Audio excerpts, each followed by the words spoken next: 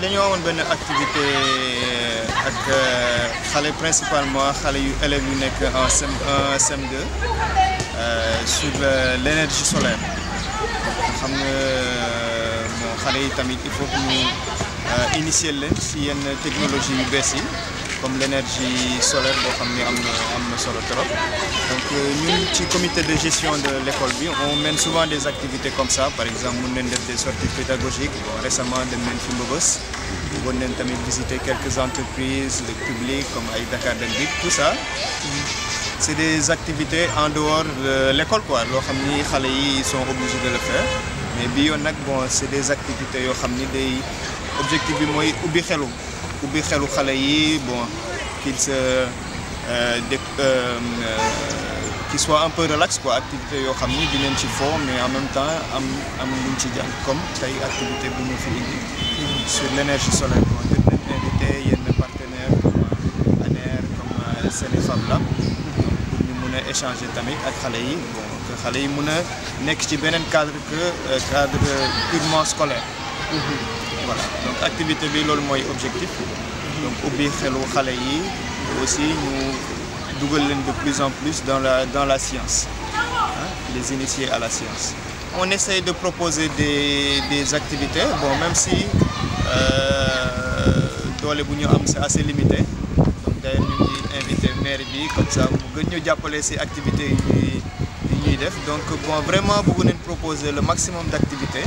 C'est-à-dire bon ñun ce qu'on fait par exemple invité nañ fi ay nit yoo xam ni bon am nañ xarañ ci domaine bu ñuy yëngu jot nañ fi invité ay nit président Pencum Ndakaaru tamit bon benn association la bu yëngu lu bari ci wàllum éducation donc ñëwoon nañ fi tamit waxtaan ak xale yi def nañ fi sortie pédagogique à Mbëbës donc tous les derniers samedis du mois aussi on fait des set-seters. On invite tout le monde à venir à notre prochain set-seter samedi prochain. Bii dañ ko organiser tey jii pour sensibiliser élèves yi ñu xam lan mooy énergie solaire xam d'abord lan mooy énergie renouvelable sous toutes ses formes ensuite ñu insister sur énergie solaire ñun démb lañ ko xam waaye on s'est dit lii lu rafet la parce que tey jii ñun suñu rôle c'est informer ñu yëgal boobu wër fépp Sénégal xamal lan mooy énergie renouvelable waaye pour loolu tam dañu war a commencer par xale yi. Parce que tey jii bu ñu leen jàngalee xamal leen lan mooy énergie renouvelable day tax ba ëllëg ñu mën a utiliser ñu mën ko utiliser comme il se doit mu nekk seen bopp yi maanaam. voilà donc moo tax ñoo see ji tey jii initiative bu rafet la ñu koy rafetlu wax dëgg neex yàlla mais ñu jàppale si suñu liggéey moo tax bu ñu waxee tey jii ANER li ngeen fi ñëw rafet na ma leen déedéet li ngeen def moo rafet ndax ñun dañu ñëw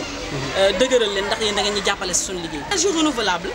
ni ñu koy définir yomb na énergie renouvelable mooy loo xamante ne mu ngi jógee ci nature bi comme on dit ndax am na énergie boo xam ne ci naaj bi lay jógee c'est l'énergie solaire am na énergie boo xamante ne ci ngelaw gi lay jógee am énergie boo xamante ne ci gàncax bi lay jógee ak boo xamante ne bu ci des ci ndox bi lay jógee maanaam ci doole ndox bi lay jógee léegi ñeenti type d'énergie yooyu ñoom ñoo am mais Sénégal li ñuy gën a utiliser à part bi jógee ci gàncax bi on va dire mooy énergie solaire ndax naaj bi moom mi ngi fi at bi yëpp mi ngi fi naaj bi mi ngi fi doo fay naaj bi doo fay dara wax dëgg neex yàlla maam yàlla moom loolu dogal nañu ko fii Sénégal man lu ma am pour wax population yi mooy naaj bee ngi fi ut leen ay panneaux solaires ngeen di ko utiliser xëy rek jëndandoor lépp pour sa kër yëpp day métti waaye mun nga defandoor par nànk-nànk mun nga commencer lampe yi bu ngeen paree ngeen commencer télé yi ventilateur et cetera ba sa kër daj loolu boo ko amee non seulement di nga préserver environnement bi mais di nga am électricité du amati coupure di nga am électricité boo xam du dépendre ci kenn ba pare doo fay tout simplement te tey jii loolu boo ko fa defee day oyofal liggéeyu Senelec ñoom ñu mun a concentrer seen doole yi tamit mun a fournir assez d'électricité pour industrie yi mun a gën a développer. On s'est dit ren jii de toute façon ak plan bu bees bi xam nga ñun bi ñuy exister yàggul ANER ñu ngi fi depuis 2013 donc bi ñuy yëngatu dëggantaan 2014 ba léegi la ñu ngi def plan de communication boo xam ne mu ngi xóotal nu ñu koy defee ñu ngi def ay ñu ngi jàll ci télé yi jàll ci rajo yi jàll ci journaux yi et cetera mais ñu ngi dem tamit ci dëkk yu bari ci biir Sénégal bi def ay projets yu bari mu ngi mel ni ñun bu demee ci benn dëkk boo xam ne amul électricité lan la ñuy def dañuy dem tout ce qui est communautaire maanaam dem poste de santé yi case de santé yi électrifier maternité yi def tout ce qui est éclairage public yooyu yëpp daal école yi daara yi yooyu yëpp dañ koy def poste de santé yi poste de garde yi ñun yooyu la ñuy def pour won population bi lan mooy énergie renouvelable déjà léegi bu ñu weesoo loolu ñun fii nii dëgg la warul yem ci journée bi te du yem ci journée bi kese ñun dañ am dañ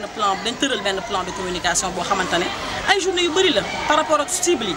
lu bëri la ñuy organiser événement yu bëri la ñuy organiser wax dëgg neex yàlla loolu moom yemul ci journée bi kese. activité bii nii c'est une très bonne idée li ma leen wax ne leen incha allah année yi di ñëw dinañ leen gën a dooleel loolu moom lu leer la nañ leen gën a dooleel gën leen apporter suñu ay soutien ndax comme je dis lii bu réussir ñu reproduire ko ci école yu bari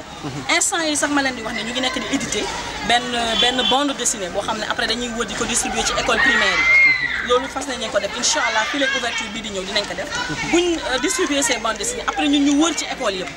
nañ wër ci dañ ciblé par année yenn nombre d'écoles yoo xam ne dañ fa wër jàngal xale yi def exactement comme ni ngeen def ni ñu mun ko perpétuer di ko def chaque année xale yi mën a nekk à jour sur ce qui se fait